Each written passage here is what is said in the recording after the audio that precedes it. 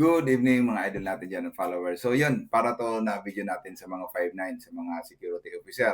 Lalong-lalo na yung mga members natin ng PAS GPG-SAC na mga officer at security. So ito ay doon sa napanood natin mga idolo kaninang umaga na pangyayari na which is yung OIC at ang kanyang gwardiya nag-away at napunta sa pagbaril ng OIC sa kanyang gwardiya. So hindi nagkabigayan daw sa kung sino yung magde-day off. So, yun. So, paano ba natin maiwasan mga idolo yung ganong insidente? So, ito bilang dati ding playing guard at naging officer ng mahabang panahon mga idolo, bago tayo napunta dito sa profession natin ngayon as protection agent. So, para may reference kayo, mag-share tayo ng knowledge mga idolo. So, paano ba natin yun maiwasan mga idolo?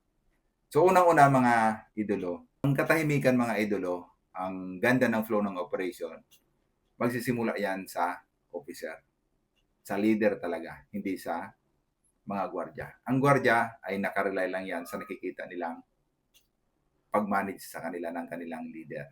Unahin natin ang officer. So, bilang isang officer, mga idolo, dapat makita ng mga subordinate mo kung gaano kahalaga sa iyo yung operation. Para ganun din sila. Ibig sabihin, unang-una, ikaw magpapakita ng sacrifices mo sa mga personal needs mo, personal na lakad mo. Pakita mo sa kanila na ikaw nga na leader, sinasacrifice mo yung personal na lakad mo alang-alang sa detachment na hindi magkaroon ng bulilyaso or hindi maanman yung post, hindi masira yung flow ng operation. Di ba? Dapat sila din. Di ba? So, dapat ikaw muna ang magpakita. Kung ikaw ay baguhan dyan sa detachment mo or baguhan kang officer nila. So, ikaw muna magpakita, being a leader, para sundan ka nila. So, ngayon, bilang isang baguhan officer, sa una pa lang, ipaliwanag mo na sa kanila, ipaunawa mo na sa kanila na nandyan tayo, may commitment tayo sa client. Hindi tayo nandyan para sa mga personal na needs natin. Paminsan-minsan talaga masasacrifice natin yung ating mga personal needs. Huwag kayong magdadamdam. Huwag kayong magtatampo. Kasi ito talaga yung duty natin dito. Ito yung priority natin. Hindi natin priority kung ano man yung mga personal na mga pangangailangan mo sa labas. So yun, para kung dumating yung time na may paalam sila ng mga personal na lakad na kahit importante at hindi pwede, hindi sila magdadamdam. Diba? Kaya dapat sa una pa lang may paliwanag mo na yan sa kanila. At sa mga baguhan natin na gwardiya, hindi pwede dyan pag pumasok ka dito sa security industry na masunod kung anong mga gusto mo. Kailangan mo sumunod kung ano yung kailangan dyan sa operation na yan. Nandyan ka para sundin yan. May commitment ka dyan. Walang commitment yung OIC mo sa mga personal mo na lakad. Kaya kung hindi ka niya payagan dahil masisirang operation, huwag kang magdadamdam.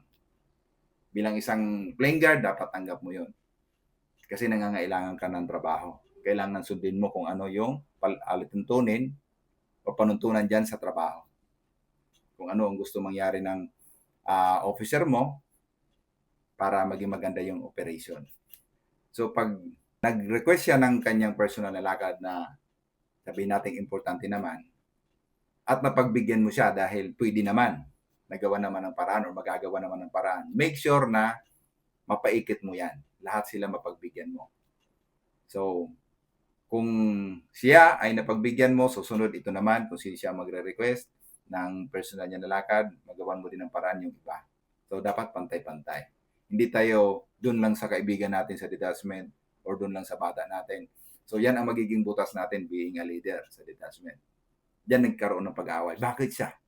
Lagi mo na lang siyang pinagbibigyan. Kami hindi. Diba? So, gulo na yan, mga idolo.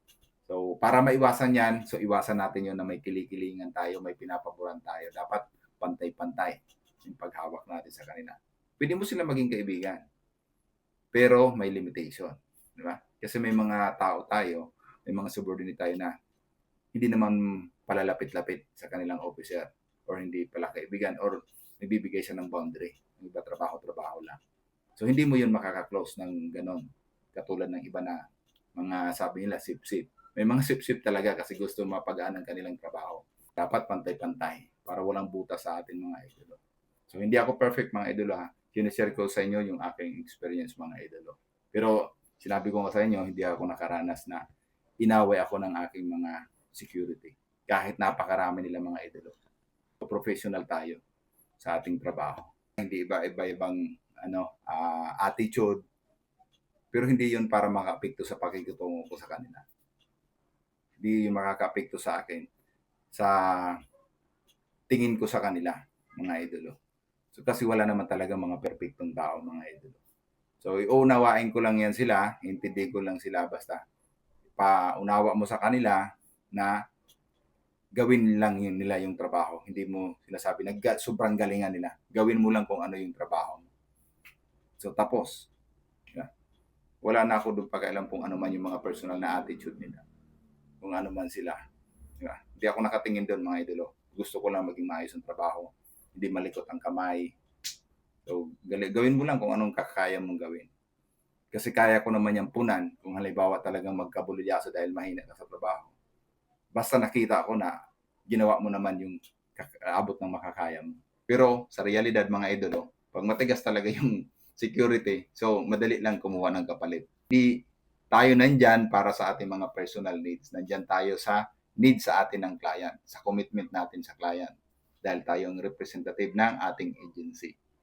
So yun, dapat masatisfied sila sa ating serbisyo. Hindi masatisfied ka ng mga bawat member na mahilig mag-request ng mga personal na lakad nila, na mapagbigyan yung lakad nila. So hindi tayo nandyan para sa mga personal na lakad nila.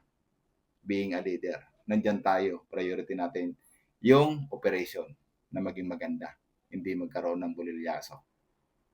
So yun, mga idol natin dyan, mga 5 na natin and followers.